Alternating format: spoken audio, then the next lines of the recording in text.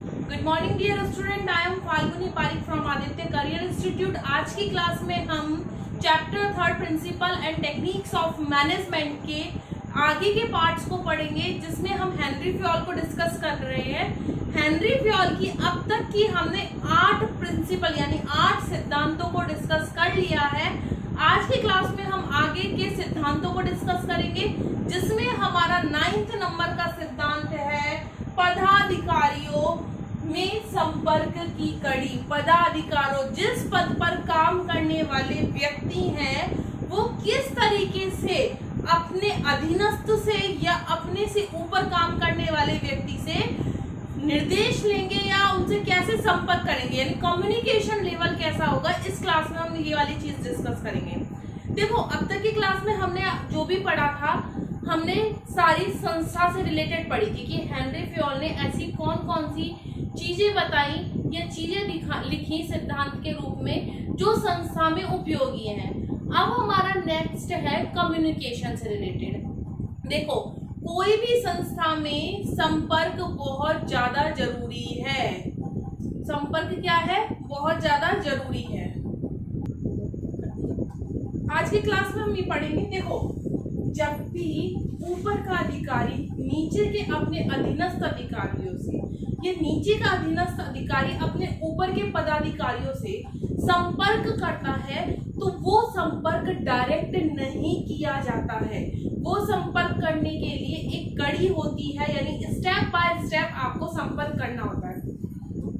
उच्चतम अधिकारियों से लेकर नीचे के अधिकारियों के बीच संपर्क रूपी एक कड़ी रहनी चाहिए और संदेश वाहन इसी कड़ी द्वारा होना चाहिए। कैसे? देखो, मैं बोर्ड पे समझा रही हूँ आपको। ये सबसे टॉप लेवल का अधिकारी है, ठीक है, उच्चतम अधिकारी है, और उसके नीचे ये अधीनस्थ काम कर रहे हैं। जैसे बी और एल है, बी और एल के बीच में सी और एम, सी और एम के बीच में डी और एन, इस तरीके से ये अधिकारी काम कर रहे हैं। तो हेनरी फ्योल क्या कहते हैं कि जब भी ए कोई भी संदेश देगा तो वो संदेश इसी ही क्रम में चलना चाहिए। यानी ए संदेश देगा बी और एल को, बी और एल संदेश देंगे सी और एम को, सी और एम संदेश देंगे डी और एन को, और इसी तरीके से जी और क्यू तक संदेश भेजा जाएगा। लेकिन क्या कहा गया है? हेनरी फ्योल ने एक बात और कही है कि यदि कोई भी संदेश बहुत महत्वपूर्ण है, इतना महत्वपूर्ण है कि यदि यही क्रम अपनाया गया तो संदेश पहुंचने में लेट हो जाएगा और इस सिचुएशन में संस्था को हानि हो सकती है। तो इस कंडीशन में संदेश वाहन की प्रक्रिया में हेनरी फ्योल ने एक श्रृंखला बनाई, जैसे मैंने एफ और जी तक बना रखी है। इसको हम फ्योल पुल के नाम से भी जानते हैं। सपोज दैट एफ को कोई इंफॉर्मेशन पी तक पहुंचानी है, पी को कोई इंफॉर्मेशन एफ तक पहुंचानी है, और इंफॉर्मेशन इतनी इंपॉर्टेंट है, मतलब कि डिपार्टमेंट में इतनी इंपॉर्टेंट इंफॉर्मेशन है कि यदि यही क्रम अपनाना है कि एफ ई को बताए, ई डी को बताए, डी सी को, सी बी को, पी ए को, फिर A L M N O P तक आए, तो संदेश पहुंचने में उस समय देरी हो सकती है। तो इस स्थिति में अपने डायरेक्ट ऊपर के अधीनस्थ से परमिशन लेकर एफ अपनी इंफॉर्मेशन पी तक पहुंचा सकता है। तो यानी एक पुल बना, जिसे फ्योल पुल के नाम से जानते हैं, और इस पूरी श्रृंखला को सोपान श्रृंखला कहते हैं। देखो, क्वेश्चन में आता है ये क्वेश्चन में बहुत बार पूछा जाता है कि फ्योल पुल क्या है। जब कोई संदेश डायरेक्ट अपने ऊपर के पदाधिकारी की परमिशन से दूसरे अधीनस्थ को या फिर दूसरे डिपार्टमेंट में डायरेक्ट पहुंचाया जाता है, तो उसे फ्योल पुल के नाम से जानते हैं, और इस पूरी श्रृंखला को सोपान श्रृंखला के नाम से जानते हैं। लेकिन फ्योल क्या कहते हैं? जब बहुत ज्यादा आवश्यकता ना हो तो संपर्क करने के लिए क्या होना चाहिए? आप डायरेक्ट संपर्क नहीं करोगे, अपने अधीनस्थ से, अपने अधिकारियों से संपर्क करते हुए, यानी एक स्टेप बाय स्टेप संपर्क करोगे, और उसी के बाद आप संदेशों को एक से स्थान से दूसरे स्थान पर पहुंचाओगे। नेक्स्ट पॉइंट हमारा 9th पॉइंट तक हमने पढ़ लिया। नेक्स्ट पॉइंट है हमारा व्यवस्था।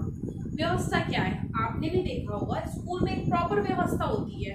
वॉशरूम, पानी पीने का स्थान, हमारा खेलने का स्थान, लंच करने का स्थान, यानी सभी चीज किस तरीके से है, व्यवस्थित रूप से है। आपको बुक्स पढ़नी है, लाइब्रेरी में मिलेगी। टीचर्स से बात करनी है, स्टाफ रूम में मिलेंगे। टूल्स चाहिए तो टूल्स रूम में, टूल्स बॉक्स में मिलेगा। यानी ये क्या कहलाई? हमारी व्यवस्था। इसी तरह से फ्योल क्या कहते हैं कि किसी संस्था में जब भी किसी भी वस्तु की आवश्यकता हो, किसी भी व्यक्ति की आवश्यकता हो, तो उसका निश्चित स्थान होना चाहिए। यदि वस्तुएं या व्यक्ति अपने निश्चित स्थान पे नहीं होते हैं तो उस कंडीशन में संस्था का समय क्या हो जाता है?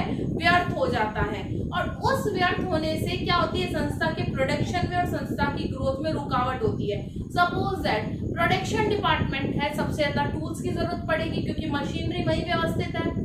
अब कोई एक व्यक्ति दूसरे, उसको मशीन चाहिए, कोई टूल चाहिए मशीन सही करने में। अब हमने निश्चित स्थान नहीं बना रखा, कभी वो सुपरवाइजर डिपार्टमेंट में मिल जाती है, कभी लेबर डिपार्टमेंट में मिल जाती है, कभी टूल्स डिपार्टमेंट में मिलती है। अब कोई व्यक्ति यदि उसको लेने जाएगा तो अगर वो व्यवस्थित स्थान पे नहीं मिली, 3 जगह ढूंढना पड़ेगा। और इस सिचुएशन में मशीन सही होने में क्या लगेगा? टाइम लगेगा। जब मशीन सही नहीं होगी तो प्रोडक्शन भी नहीं होगा। क्या हुआ? संस्था का टाइम वेस्ट हुआ, संस्था का प्रोडक्शन कम हुआ। संस्था का प्रोडक्शन और टाइम वेस्ट हुआ तो ग्रोथ भी कम हुई, क्योंकि प्रोडक्शन जल्दी नहीं हो, क्वांटिटी में माल नहीं बन पाएगा तो क्या होगा? टाइम पर उसकी डिलीवरी भी नहीं हो पाएगी। तो इस कंडीशन में फ्योल क्या कहते हैं? व्यक्ति, वस्तु जो भी है वो सभी एक निश्चित स्थान पे हो। अकाउंटेंट है, उसका स्थान निश्चित नहीं है, कभी वो प्रोडक्शन डिपार्टमेंट में बैठता है, कभी वो सेल्स डिपार्टमेंट में बैठ जाता है, कभी उसको बिठाकर बाहर बैठा दिया जाता है। क्या वो अपना काम सही समय पर कर पाएगा? नहीं कर पाएगा। दूसरे व्यक्ति को जरूरत होगी, वो टाइम पर उसके पास नहीं पहुंच पाएगा। तो व्यवस्थित होना बहुत ज्यादा जरूरी है। इसका अर्थ है प्रत्येक वस्तु के लिए निश्चित स्थान हो तथा प्रत्येक वस्तु अपने स्थान पर हो तथा सही व्यक्ति सही स्थान पर होना चाहिए। ये हमारी व्यवस्था कहलाती है। नेक्स्ट पॉइंट क्या है हमारा? समता, इक्वालिटी। सपोज दैट किसी भी संस्था में इक्वालिटी नहीं है, समानता नहीं है, समता नहीं है, तो क्या वहां पर एम्प्लॉय सही तरीके से वर्क कर पाएंगे? मुझे संस्था में, स्कूल में बहुत ज्यादा इंपॉर्टेंस दी जाती है, सारा काम मैं ही संभालूंगी, ठीक है, मेरा मुझ में ही काबिलियत है, संभालूंगी। लेकिन हर जगह मुझे इतनी इंपॉर्टेंस मिल रही है और मेरे साथ काम करने वाले जो व्यक्ति हैं वो भी मेरी जैसी ही क्या लेकर बैठे हैं, अपना मतलब कि मेरी जैसी ही उनमें काबिलियत है। और अगर उनको वो रेपुटेशन नहीं मिल रही है तो क्या वो सही तरीके से काम कर पाएंगे? बिल्कुल नहीं कर पाएंगे। वो कह देंगे किसी को इंपॉर्टेंस मिलती है, ये अपने तरीके से काम करे।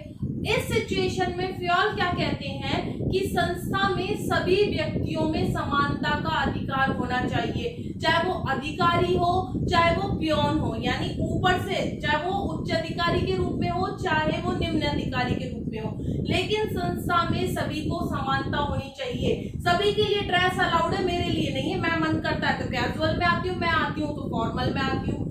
यानी अगर ये चीज उनमें होगी, भेदभाव की कंडीशन आएगी ना उस सिचुएशन में, तो इस स्थिति को देखते हुए फ्योल क्या कहते हैं कि संस्था में जितने भी व्यक्ति हैं उनको समानता का अधिकार दिया जाए। समता का तात्पर्य है कि सभी व्यक्ति को समभाव देखा जाए, एक समान देखा जाए, वे उनके पारिश्रमिक तथा दंड व्यवस्था में भेदभाव न हो। यानी एक स्तर के जो कर्मचारी हैं उनको उसी स्तर का क्या मिले? पारिश्रमिक मिले। दूसरा, दंड व्यवस्था में ऐसा नहीं होना चाहिए कि मैं उनकी अपनी हूं तो मुझे दंड नहीं दिया जाएगा या मेरे दंड का प्रावधान कम कर दिया जाएगा। और दूसरा, कोई व्यक्ति है वो संस्था में काम कर रहा है तो उसकी कोई भी गलती होने पर या कुछ भी गलत होने पर उसे अधिक दंड दिया जाए। तो ऐसा होने से संस्था में क्या होता है? हड़ताल, तालाबंदी जैसी सिचुएशन उत्पन्न हो जाती है। हमने कितने पॉइंट्स पढ़ लिए अभी तक? 11। अपने 3 पॉइंट्स रह गए हैं जो हम हमारी नेक्स्ट क्लास में देखेंगे। आज की क्लास में हम ये यही स्टॉप करते हैं।